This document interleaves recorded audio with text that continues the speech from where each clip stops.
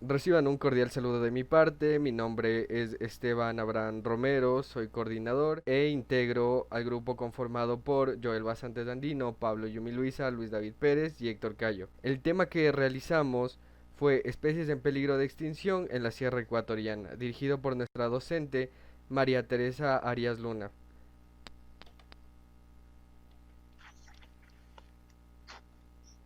Tema: Especies en peligro de extinción en la Sierra Ecuatoriana.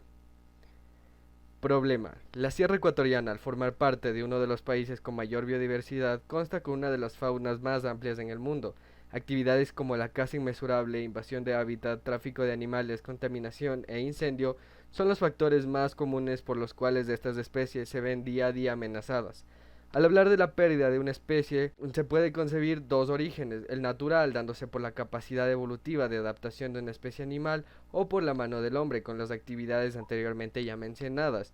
La extinción de un animal de manera abrupta por parte del ser humano puede generar la desaparición de biomas enteros, ya que se desestabilizan las cadenas tróficas locales y las que existan a su alrededor, dejando a su paso una gran pérdida de recursos, tierras áridas y con poca probabilidad de ser recuperables. Al referirnos principalmente a la Sierra del Ecuador y a esta formar parte de un país que su economía gira a través del turismo, podemos afirmar que esta situación podría conllevar a una gran pérdida económica del país, además de seguir gastando más recursos para detener su impacto. Objetivo general: analizar los factores de vulnerabilidad que llevan una especie de la sierra para ser catalogada en peligro de extinción y cómo mitigar el impacto negativo a futuro. Objetivos específicos: identificar las causas históricas por las que una especie se denomina en peligro de extinción, conocer su hábitat o medio en que se desarrollan las especies de la sierra ecuatoriana, evaluar cómo influyen las políticas determinadas por las autoridades del país de Ecuador para preservar estas especies en peligro de extinción, conocer cuáles especies sufren el riesgo de extinción en la zona interandina del Ecuador, con el fin de tener claro qué especie está vulnerable y así ayudar a conservar el ecosistema. La justificación metodológica. Para lograr los objetivos de estudio se acude al empleo de la técnica de investigación cuestionario electrónico. Con ello se pretende tener el conocimiento general acerca de las especies en peligro de extinción de la región sierra, además de obtener información de primera mano que nos brinde técnicas de investigación en el medio. Justificación teórica. La investigación propuesta busca, mediante la aplicación de la teoría y conceptos básicos de especies extintas, libro rojo, marco legal del Ecuador, medidas estatutarias del país, protocolo de preservación, zonas protegidas, etc., y el entorno, recursos, métodos alimenticios, que afectan a la región sierra.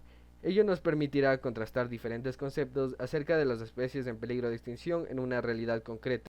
Sierra Ecuatoriana. Delimitación del problema. La investigación se realizará en la provincia Pichincha, Cantón Quito, Parroquia Guayabamba, periodo 2005 a 2020. Al hablar de especies en peligro de extinción debemos remontarnos a los antecedentes, por lo cual tocaremos el tema de la prehistoria y desaparición de las especies. Episodios de extinciones en la prehistoria. Estos episodios de extinciones en la prehistoria fueron descubiertos por John Phillips. Algo curioso es que este investigador realmente quería buscar las fallas geográficas y cómo se había moldeado la Tierra. Sin embargo, dio lugar a ver que habían ocurrido 5 episodios bastante fundamentales, además del cuaternario, que delimitaron la subsistencia de las especies. Entre ellos encontramos el periodo ordovícico, en el cual el mar primitivo de los mares primigénitos se calentaron tanto que las especies como braquiópodos se extinguieron casi en su totalidad, dejando pocos sobrevivientes, los cuales en teoría eran unas plagas. Las especies que ocupaban este lugar tenían estructuras óseas las cuales las protegían de la alta presión que tenía el mar primitivo. El periodo devónico, conocido como la mayor extinción masiva a nivel del mundo, se extinguió el 57% de los braquiópodos que subsistieron en el periodo ordovícico y de igual manera otras especies. ¿A qué se debe que se la catalogue como una de las mayores grandes extinciones? Principalmente a la cantidad de gases venenosos que se distribuían en los mares, esto principalmente por el iridio, también movimientos tectónicos, fallas geográficas y de igual manera cambios climáticos abruptos. El periodo pérmico. Aquí podemos visualizar las primeras formas de especies de lo que nosotros ya consideraríamos estructuras terrestres, en los cuales eran principalmente ocupados por anfibios, reptiles. Esto se dio a pequeños cuerpos celestes que chocaron en la estructura de la Tierra, generando así la muerte de alguna de las especies. El Triásico. Seguramente aquí podríamos hablar de la época de los dinosaurios, en el cual ya podríamos tomar en cuenta la cultura pop. En general, aquí en el Triásico, los diferentes cambios tectónicos y de igual manera la eliminación de iridio a la atmósfera por parte de los movimientos activaron a los volcanes y estos generaron que estas especies se extingan. El Cretácico, de los episodios más utilizados principalmente por la cultura cinematográfica, se le denomina una de las más grandes extinciones después del Devónico, principalmente a la cantidad de factores los cuales intervinieron en este tipo de extinción. El iridio, tanto como el efecto invernadero generado por los mismos dinosaurios del impacto de cuerpos celestes, generaron la casi extinción y solo la predominancia de lo que llamamos la época del Cuaternario. Como algo curioso, hace no mucho, 4 o 5 meses antes de la pandemia, se dejó constancia de que existía una especie que habitaba en el territorio ecuatoriano, conocido como el Ojasaurus, y como podemos analizar en la imagen, tenía una estructura bastante fuerte en la parte de su piel, pero era de las pocas que habitaban en Ecuador, principalmente esto debido a que Ecuador nunca ha sido una zona habitable, solo ha sido una zona de transición o de vacación cuando las demás regiones se encontraban en cambios climáticos muy fuertes. Esta especie habitaba la zona de Loja y, como podemos ver, tenía un caparazón que no era tan fuerte, por lo tanto no podríamos determinar que era para sobrevivir de los carnívoros, pero sí que le ayudaba a regular su temperatura corporal.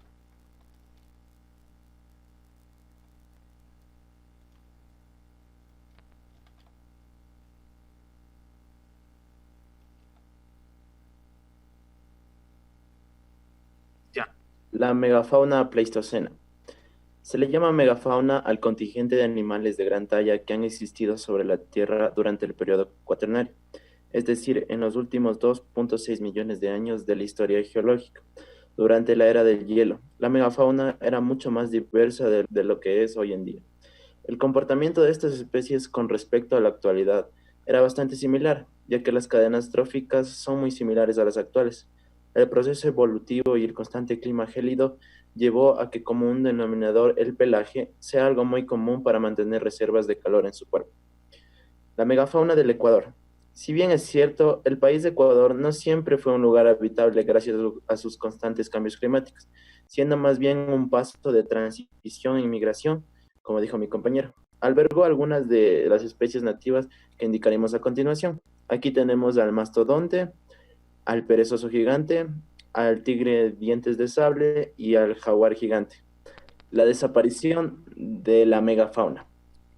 Huber propuso en el contexto de su teoría catastrófica que la desaparición de los mamíferos del Pleistoceno se había debido a algún repentino cambio de gran magnitud, una revolución que había afectado toda la superficie del planeta.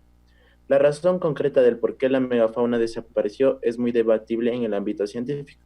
Miles de expertos afirman que esto se debe a un factor imprescindible, el hombre.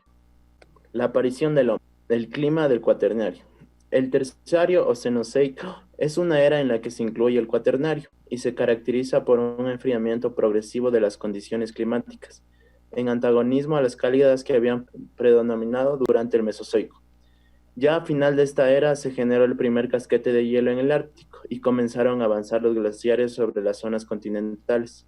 Este fue el inicio de las denominadas edades de hielo, que se desarrollan durante el cuaternario. Entrando en el cuaternario, el hecho que más caracterizó este periodo es el desarrollo de sucesivas glaciaciones separadas por episodios interglaciares, como ya se ha apuntado con anterioridad. Debido a esto se produjeron drásticas modificaciones en los diferentes hábitats y consecuentemente oleadas de extinciones y especiaciones regidas por el nuevo marco medioambiental. La naturaleza de las extinciones del cuaternario. Los procesos de extinción que pueden describirse en el cuaternario son diversos, tanto a escala temporal como geográfica y con varios alcances de cada uno. Aquí tenemos 3 ejemplos. A. A inicios del cuaternario, a raíz de las modificaciones geográficas y climáticas señaladas. B. Al final del Pleistoceno, en el último tránsito del glacial a interglacial, entre otros factores y los posibles efectos de la acción humana se registra una importante extinción de la megafauna. Y C, la situación actual con el claro desequilibrio entre la actividad humana y el resto de la biosfera. El hombre primitivo cazador. La aparición del hombre primitivo sería uno de los mayores acontecimientos que cambiaron aquel nuevo mundo, una especie capaz de adaptarse al clima a través de prendas de vestir, mejorar su armamento según el requerimiento y con técnicas de caza similares a las de los lobos, con agrupaciones grandes que permitan emboscar a su presa. Lo volvieron un enemigo que temer en este ecosistema. Las primeras agrupaciones humanas eran principalmente nómadas, lo que significa que se mantenían en constante movimiento, pero según estas iban incrementando, el impacto negativo era mayor, dejando vulnerable a una variedad de especies como el mamut. Nuestro planeta estaba comenzando a emerger de la última edad de hielo. Se cree que las temperaturas globales se habían disparado de 6 grados centígrados, un cambio que habría afectado a los animales más grandes, pues no pueden perder calor tan rápido como los más pequeños. Impacto negativo medioambiental del hombre. La caza primitiva excesiva del hombre primitivo, el cual usaba la carne de los animales y las pieles. La sistematización primitiva, las guerras recurrentes entre las civilizaciones, los inicios de la implementación química y desarrollo industrial. El ejemplo más representativo de la extinción fue de una especie ecuatoriana que pertenece a las tortugas gigantes Chelonodis avignodi, un individuo macho conocido como solitario George, el cual habitaba en la isla Pinta, en Galápagos, Ecuador, muriendo el 24 de junio del 2012 aproximadamente a sus 109 años de edad. Las grandes agrupaciones que se han dado a través de la historia, el ser humano ha creado un impacto negativo. La sistematización primitiva ayudó a que estas poblaciones crezcan de una manera bastante rápida, por lo tanto las guerras eran más frecuentes y esto dio paso, según han pasado los años, a que la industria de la guerra sea una de las más dañinas, dando paso al inicio de la implementación química y desarrollo industrial. Esto afecta a tanto especies como a seres humanos debido a que daña el código genético de las próximas generaciones. Inicios de la conservación de especies en el mundo. De acuerdo al pensamiento incaico de conservación, sugieren varias leyes. Dos de estas son: mandamos que en este reino ningún árbol frutal o madera aumente o disminuya, o paja que no fuese quemado ni cortado sin licencia, so pena de muerte y castigos. Mandamos que no cogiesen ni casen lucho, taruga, guanacos, vicuñas, guachagua, ni los matasen para que vivan y aumenten, sino que fuere león y zorra que los matasen solo si provocaban daños los que resultasen. En cierta ocasión, entre 1545 y 1587, se llevó a cabo el llamado Juicio de las Moscas. Los que habitaban en una villa francesa resaltaron su oposición en contra de los insectos en frente del tribunal. Los insectos fueron representados por un abogado que propuso eran criaturas de Dios, y así como el ser humano, estos tienen los mismos derechos, y por ende los insectos pueden alimentarse con tranquilidad. Este argumento ganó el caso, logrando así no romper un ecosistema. Uno de los grandes ejemplos que podríamos hablar es del pensamiento incaico. Por lo tanto, si ellos mataban o talaban un árbol, intentaban la manera de reponerlo. Solo asesinaban a través de una orden directa del jefe de la tribu o del cacique, y en todo caso, si es que el animal, el puma o un zorro, causaba problemas, podía ser ejecutado, y siempre y cuando tengan una razón lógica y prudente. En la actualidad, el pensamiento pop que tenemos, y de igual manera esto influenciado por la globalización, por el movimiento hippie, en el cual se intenta preservar a la mayoría de especies y dar un pensamiento de amor y paz y de estabilidad hombre-naturaleza. En la incursión científica podemos ver la teoría de la extinción de los dinosaurios. National Geographic dice: cuando el polvo se asentó, el gas de efecto invernadero bloqueó la atmósfera, provocaron que la temperatura se elevara de forma desmedida, y ese repentino cambio acabó con mucha de la vida que había logrado sobrevivir a la gran oscuridad.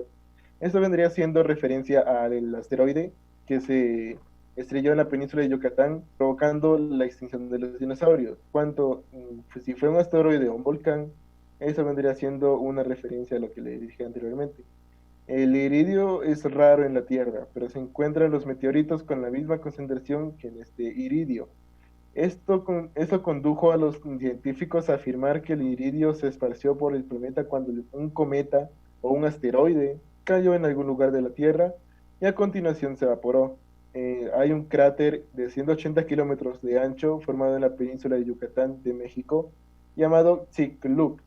Se ha descubierto desde entonces y se ha fijado su antigüedad en 65 millones de años. También podemos dar el origen de las especies por medio de selección natural, como vendría siendo el trabajo del doctor Charles Darwin, el cual formuló su libro La evolución de las especies, gracias a que también observó los picos de las aves que habían en las Islas Galápagos, también con las tortugas, etc. En cambio, con el doctor Gregor Mendel, el cual es el padre de la genética, formuló la teoría de la descendencia.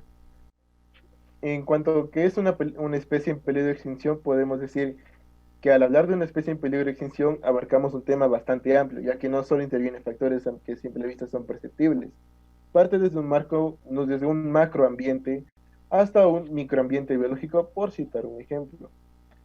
Una especie en peligro de extinción es cualquier especie que se encuentre en peligro de extinguirse en todo o una parte significativa de su área de distribución distinta a una especie de la clase insecta que el secretario determine que constituye una plaga, por ejemplo langostas, moscas, etc., cuya protección, sean las disposiciones de esta ley, presentará un riesgo abrumador e importante para el hombre. En la extinción tenemos la extinción natural, que se denomina extinción natural al conjunto de factores climáticos, biológicos, geográficos, que intervienen en la extinción de una especie. Por ejemplo, en el periodo ordovícico, en el periodo devónico, en el periodo pérmico, en el triásico y en el cretácico. Y en cambio tenemos la extinción a manos del hombre, que a diferencia de la extinción natural, la extinción generada por el hombre no solo da como resultado la pérdida de una especie, sino esta misma deja delicada una serie de procesos naturales y climáticos a su paso, ya que se ve directamente influenciada por la actividad comercial del ser humano. Por ejemplo, la extinción del dodo o la extinción de diferentes especies que ha habido alrededor del tiempo. Por dar un ejemplo, aquí podemos ver a esta anaconda. La anaconda tiene, al ser endémica naturalmente del Amazonas, ya tiene su cadena trófica definida, por lo tanto, en caso de que hubiera un declive de su temperatura a unos 10 grados menos o 2, es muy probable que las especies, tanto como peces o de igual manera algunos insectos, huyan de esa zona o de por sí se extingan. Por lo tanto, esta anaconda no encontraría alimento y al ser un animal masivo, de alguna manera u otra, y también por tener sangre caliente, haría que entre a un modo de hibernación y esto generando así que esta especie se extinga. Ahora, si es que esto se da de manera natural, principalmente ocurriera algo positivo, ya que se dieron diferentes factores, los cuales van a hacer que de un momento a otro exista una especie la cual pueda reemplazarle, también un poco más pequeña, tal vez pueda subsistir un poco más de tiempo, pero si es a manos del hombre, muy seguramente lo que va a pasar es de que esta anaconda se extinga y las otras especies que subsistían de este animal, por ejemplo un caimán, ya no van a tener que consumir y por lo tanto esta especie y otras que subsistan de las demás van a morir. Y las que queden muy posiblemente, como pudimos apreciar, serían plagas. Factor climático. Al hablar de los factores climáticos, el ejemplo más claro es el fin del Cretácico. Este periodo de actividad volcánica también se ha calculado que ocurrió hace 65 millones de años y habría extendido el iridio por todo el planeta, junto con el polvo que ocultaba la luz solar y los gases de efecto invernadero. El factor geográfico. El factor geográfico es fundamental al momento de analizar la segregación de especies y sus cambios correspondientes a las necesidades. El periodo devónico, mejor conocido como la era de los peces, demuestra un ejemplo claro del factor geográfico, ya que la separación del supercontinente a la Eurasia y Gondwana. El factor biológico nos habla sobre la competencia biológica, en el que el más fuerte sobrevivía. Como había mencionado mi compañero en la anterior diapositiva, de acuerdo a la teoría de la evolución de las especies dado por Darwin, aquí podemos apreciar en el gráfico que este animal de acá se llama Megalania. Fue un superdepredador, por lo cual significa que consumía depredadores y también consumía a consumidores. Este animal fue bastante característico, principalmente por su cuerpo robusto, podía soportar altas temperaturas y también tenía un hocico bastante firme que no los permitía escapar. Después de un tiempo fue sustituido y la naturaleza mismo fue preparando al Megalosaurus. Este animal, bueno, a pesar de los diversos cambios que se dieron en el clima, logró subsistir y por lo tanto se convirtió en el siguiente superdepredador, ya que ahora los consumidores eran mucho más rápidos, más ágiles y de igual manera no ofrecían la misma cantidad de proteína para subsistir a un animal tan masivo como era la megalania. Y también andaban en agrupaciones, por lo tanto le hizo situarse al Megalosaurus como alguien superior a la megalania y así supo ocupar su lugar, sin necesidad de desestabilizar el ecosistema. Extinción a manos del hombre. Nos podemos basar en muchos aspectos que como puede ser la caza excesiva, la contaminación petrolera, el exotismo comercial, incendios, crecimiento urbanístico, contaminación industrial y la sobreexplotación de las especies. Todos los factores que afectan a las especies realmente son representativos, pero los de mayor impacto podríamos denominar que son el crecimiento urbanístico, la contaminación industrial y la contaminación petrolera, siendo estos los tres factores que generan más muertes y de igual manera son los más usuales al hablar de la extinción de una especie. Ahora, el exotismo comercial es uno de los más leves, ya que la mayoría de personas lo usa como negocio, por lo tanto intentan preservar esa especie a pesar de que sea disminuida, y de igual manera la sobreexplotación de las especies en parques de diversiones. El libro rojo.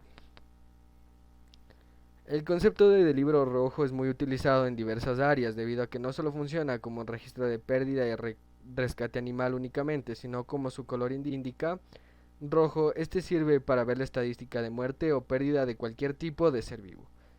Para dar un contexto histórico, el libro rojo fue utilizado principalmente en psiquiátricos para ver el ingreso, la recuperación o la muerte de los pacientes que entraban a dicho lugar. Luego se fue empleando y existen libros rojos para diferentes tipos de utilidades, pero principalmente en el tema que vamos a tratar el día de hoy, el libro rojo sirve para ingresar las especies que están en peligro de extinción y de igual manera buscar rutas o métodos los cuales nos permitan salvaguardar y preservar a esa especie. Cadena de flujo trófico.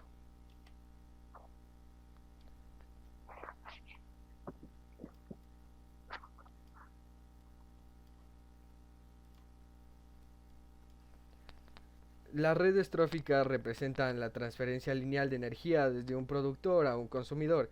Cada organismo en la cadena alimenticia se alimenta del que se encuentra por debajo de él y sirve de alimento del que se encuentra sobre él.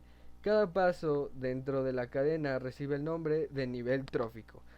Por citar un ejemplo, en caso de que esta serpiente se llegase a extinguir, naturalmente el águila no tendría alimento, por lo cual no fertilizaría el suelo, dejando que los grillos tampoco puedan consumir el césped de ahí, el sapo moriría y por consecuente la rata también, dejando esto un ecosistema totalmente desestabilizado, aunque con probabilidad de que el sapo y los insectos, siendo una especie invasora, pues puedan subsistir, pero con una zona bastante árida y deshecha, ya no útil para ningún tipo de utilización de cultivos ni un desarrollo sostenible. Las especies y su comportamiento más el libro rojo. Como podemos ver, ese es un oso de anteojos, lo cual su distribución está por toda la sierra ecuatoriana. Su familia es la Bromeliaceae, su ubicación geográfica es los Andes tropicales, su tipo es terrestre, la preferencia es solitaria, o sea que no le gusta andar en manadas. La tendencia alimenticia es omnívora, come carne, vegetales, frutas, etc. La alimentación, por lo general, son los corazones de achupayas. Su hábitat es en las zonas más altas, incluyendo tierras baldías, y su peso es de 220 a 440 libras. Como un dato extra también, como podemos ver atrás, esa es una representación gráfica de su hábitat natural de los diferentes animales que vamos a ver. El cóndor andino proviene de las familias de las catárticas. Su ubicación geográfica se encuentra en la cordillera de los Andes. Es de tipo aérea. Su preferencia es solitaria. La tendencia alimenticia es carroñera. Su alimento es la carroña. El hábitat es los páramos andinos del Ecuador. Su longitud es de 1,20 a 1,30 metros. Su envergadura al alar es de 3 a 3,30 metros. Esto quiere decir la distancia entre las puntas de las alas cuando están extendidas. Su peso llega hasta 12 kilos el macho y hasta 10 kilos la hembra. Su edad máxima es de hasta 75 años. La águila arpía es de la familia Accipitridae. Su ubicación geográfica es América del Sur. Es de tipo aérea. Su preferencia es solitaria. Tendencia alimenticia carnívora. Alimentación, pájaros pequeños. Su hábitat son en los bosques altos andinos en zonas neotropicales. Tiene una altura de 86,5 a 107 centímetros. El tucán andino pertenece a la familia Rampastidae. Su ubicación geográfica es la zona andina de Pichincha. El tipo es aéreo. Preferencia parvada. Tendencia alimenticia es herbívora y insectívora. Su alimentación se alimenta de insectos, lombrices y semillas. Su hábitat de los bosques de Quito. La altura está entre 42 a 44 centímetros. El zamarrito pechinegro. Como nosotros podemos analizar en el mapa hay diferentes especies en peligro de extinción de la Sierra Ecuatoriana, el zamarrito pechinegro es el que menos territorio ocupa y eso es lo que le pone en mayor riesgo, debido principalmente a la mala práctica de los quiteños y de que solo puede dar 2 huevos al año, por lo tanto esto disminuye bastante a su población. Debido a esto, para intentar dar una manera de concientización a la población, el zamarrito pechinegro fue catalogado como la especie símbolo del Distrito Metropolitano de Quito. Sin embargo, no se realizó una debida campaña para promover la preservación de esta especie, solo se la situó y realmente la mayoría de personas no tiene la constancia de que esta especie está en peligro de extinción. Perteneciente a la familia Eriognemis nigrivestis, su ubicación geográfica Sierra Ecuatoriana, de tipo aérea, preferencia solitaria, tendencia alimenticia vegetariana frutal, alimentación néctar y gusanos pequeños, hábitat bosques altos andinos, con una altura de 8 a 9 centímetros. Esta especie es endémica del Distrito Metropolitano de Quito, siendo pariente directo del colibrí común, esta siendo una subespecie la cual no tiene muchas maneras de sobrevivir en un ecosistema bastante abatido. A continuación presentaremos un video de uno de nuestros compañeros hablando sobre las amenazas de las especies, de igual manera su hábitat y también